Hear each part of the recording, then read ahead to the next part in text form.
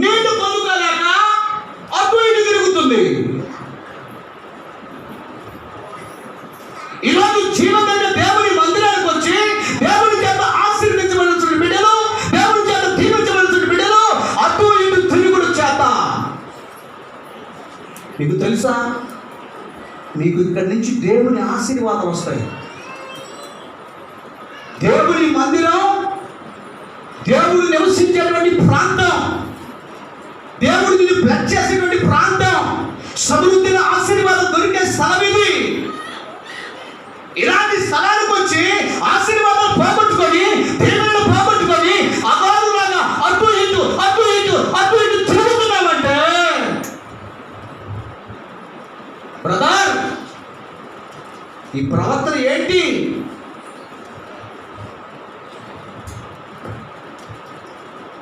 కొంతమంది కమ్మగా గోడలు కానుకుంటున్నారు. ఆహా, ఏమి రెస్ట్ మాకు మందిరంలో.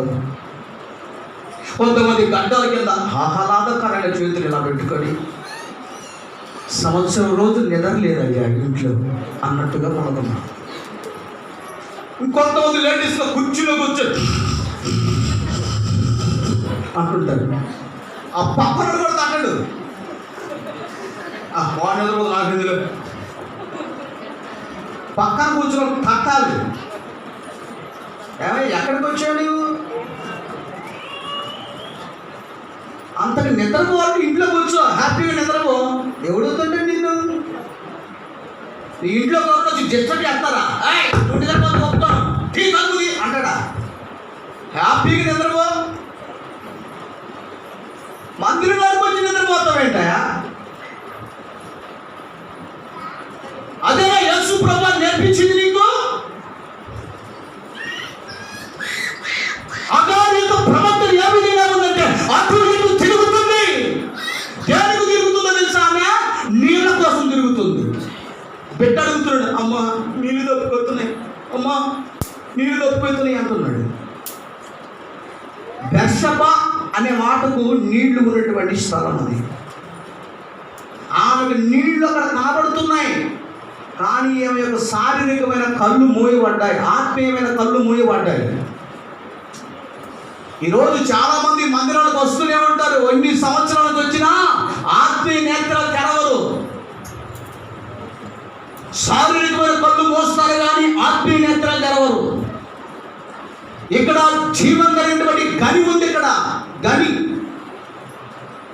ఈరోజు అక్కడ టీవీలో చూపిస్తున్నారు, పలానా చోట బంగారం దొరుకుతుంది, పలానా చోట కెద్దలు వచ్చాడు, పలానా అడవి వచ్చాడు, ఆ బంగారు మొక్కలు దిగుతున్నాయి, అక్కడ గని దొరికింది, ఇక్కడ గని దొరికింది అంటారు కదా. ఇది కూడా గని. దేవుని ఆశీర్వాదం పొందుకునేటువంటి గని ఇక్కడ ఉంది. దేవుని దేవుడు పొందుకునేటువంటి స్థలం ఇది. ఆశీర్వాదం పొందుకోవాల్సిన స్థలంలోకి వచ్చి నిద్రపోతావి. ఏమొచ్చింది నీకు?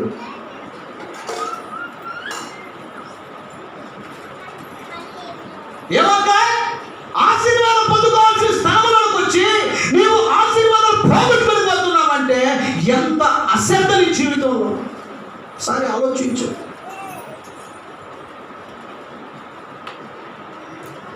అటు ఇటు తిరిగే లక్షణం ఎవరిలో తెలుసా?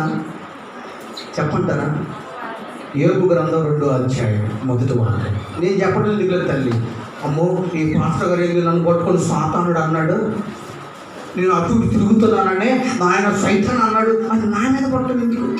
బైబిల్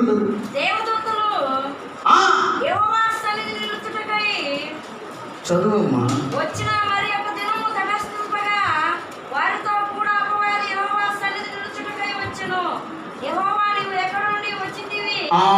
ఈ మాట పట్టుకోండి అందరూ. యెహోవాని దేవుడు అడుగుతున్నాడు. ఎవరు అడుగుతున్నాడు? సాతానుని దేవుడు అడుగుతున్నాడు. ఏమని అడుగుతున్నాడు? చదవమ్మా. నువ్వు ఎక్కడి నుంచి వచ్చింది అని అడగగా అపవాది భూమిలో మళ్ళీ వెనకరామ్మా చదువు. ఇటు ఎవరేనా? సాతానుడు భూమి మీద ఇటు అటు తిరుగుతూ వచ్చానయ్యా అని సాక్షి చెబుతున్నాడు. ఇప్పుడు మీరు చెప్పండి, ఇటు అటు తిరిగే లక్షణం ఎవరిది? చిన్నగా చెప్తున్నారు. అంటే మేము ఎక్కువగా తిరుగుతాం కాబట్టి నా గురించి చూస్తాడు ఈరోజు. ఇటు అటు తిరిగే లక్షణం సాతాను లక్షణం. జీవనంలో దేవుని సన్నిధికి వచ్చి కూడా నువ్వు అటు ఇటు తిరుగుతున్నావంటే బ్రదర్, ఈరోజు దేవునితో మాట్లాడుతున్నాడు. దయచేసి నీ ప్రవర్తన మార్చుకో. మేము వచ్చేటప్పుడు ఇప్పుడు ఏమనుకున్నామంటే ప్రార్థన అయిపోయిందేమో, అందరూ బయటకు వస్తారు అనుకున్నాం. నిజంగా మీరు నమ్ముతారు లేదండి, వాస్తవంగా ఈరోజు నా టాపిక్ ఇది కాదు, నా అంశం ఇది కాదు. నేను మైండ్లో పెట్టుకున్న అంశం ఒకటి. నేను వాక్యాన్ని సిద్ధపరచుకొని వచ్చాను. ఈరోజు పెంచిట్లు చెప్పాలి, ఫలానా వాక్యం చెప్పాలి. సిద్ధపడి వస్తే దేవుడు ఇక్కడ కూర్చున్నాక అంటున్నాడు ఈ వాక్యం చెప్పు అంటున్నాడు. ఆయన చెప్పింది నేను చేయాలి, లేకపోతే నా మూతుపులు రాలుతాయి. తప్పదు. మందిరం ప్రార్థన అయిపోయిందేమో, అందరూ బయటకు వస్తున్నసరికి ఓమో పెద్ద పాస్టర్ అక్కడ తెప్పించి ఇక్కడ కూడా తెప్పించేసాడేమోరా అనుకున్నాం మేము. ఎక్కడికి వచ్చేసరికి ఆరాధన అని బాధపడుతున్నాం. చేతులది స్తోత్రం చెప్పండి. అసలు దేవుని ఆరాధించే సమయంలో బయట తిరుగుతున్నారంటే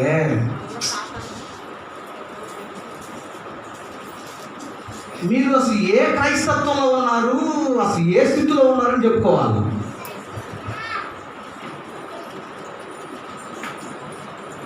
దయచేసి మన ప్రవర్తన మార్చుకుందాం. స్త్రీలు కూడా ఏం పనుంటుందో తెలియదండి. స్త్రీలు చెప్పుతున్నావో లేకపోతుంటావు. నీకేమన్నా ఒక పిల్లవాడు ఉన్నాడు సంకలో, వాడేమన్నా అని ఏడుస్తూ ఉంటే మరి వాడు గోడ తట్టుకోలేక సరే తప్పదు కాబట్టి ఒకవేళ సంకలో పెట్టుకొని పోయినా ఆ లెక్క వేరే సంగతి. కొంతమందికి పక్కన పిల్లవాడు ఉన్నాడు, వేరే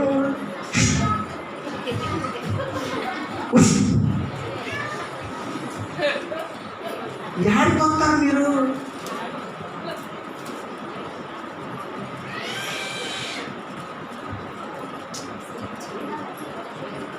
ప్రభు నన్ను ఆశలు ఎత్తలేదండి. ఆ పాస్టర్ గారికి ఎత్తు ప్రార్థన చేయలేదు.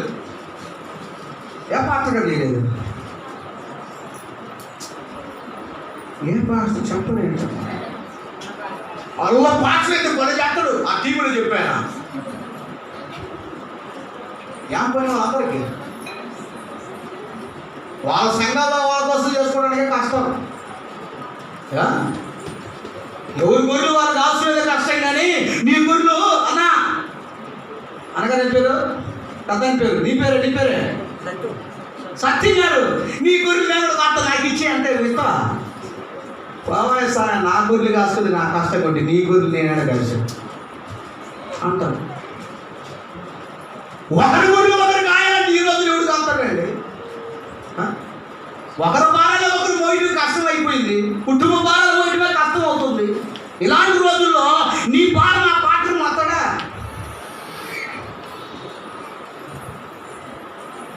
వినండి, దేవుని పెట్టారు. ప్రభు మాటలు జాగ్రత్తగా విన్నారు. అగారు నీళ్లు ఉండే స్థలానికి వెళ్ళింది. బెర్షెబ అనగానే ఆ మాటకి అర్థం ఏంటంటే సమృద్ధిగా నీళ్ళుండే ప్రాంతం అది. ఆ ప్రాంతానికి పోయి బిడ్డ మీదకి ఎడుతున్నాడు. ఆమె కళ్ళు అక్కడే నీళ్ళ పట్టు ఉందంట, కానీ ఆమె కళ్ళు మూయబడ్డాయి. ఈరోజు దేవుని మందిరానికి సంవత్సరాల దగ్గర వస్తున్నారు, కానీ ఆత్మీయ నేత్రాలు మూయబడ్డాయి. నేత్రాలు తెరవాలి, అప్పుడు నువ్వు దీవించబడతావు. ఇప్పుడు నీళ్ళ దగ్గరికి వచ్చి అటు ఇటు తిరుగుతుంది. నీవు కూడా ఆశీర్వదించబడాల్సిన స్థలానికి వచ్చి అటు ఇటు తిరుగుతున్నావు అంటే నీవు కూడా అగారుల ఇష్టే. ఇక రెండోది చెప్పాలంటే సాతానుడంట భూమి మీద ఇటు అటు తిరుగుతూ వచ్చాడంట. అటు ఇటు తిరిగే లక్షణం సాతానుది. అంటే నువ్వు ఈరోజు తిరుగుతున్నావంటే నీవు కూడా సాతానికి సంబంధించిన వాడివే. దయచేసి మన ప్రవర్తన మార్చుకుందుము కాక. నోరు వేసి ఆమేనన్నా గట్టిగా అనండి. రైట్, మంచిది. దేవుని మందిరంలో మా ప్రవర్తన ఓకే, మంచిగా ఉండాలి. రైట్. ఇంకా చాలా విషయాలు ఉన్నాయి, నాకు సమయం సరిపోదు. నేను చెప్పాలనుకున్నవి చెప్పాలి. దేవుని